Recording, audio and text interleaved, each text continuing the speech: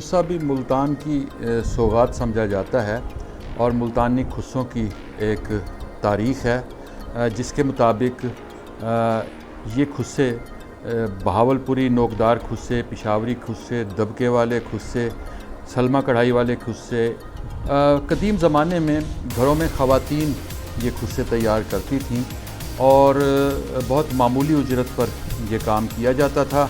1911 में ए लतीफ़ी ने अपनी किताब में लिखा कि मुल्तान में खुस्सों के 2000 कारीगर हैं, जबकि लाहौर में ये तादाद सिर्फ 1000 थी और उस ज़माने में 6 से 12 आने उनकी रोज़ाना की उजरत होती थी।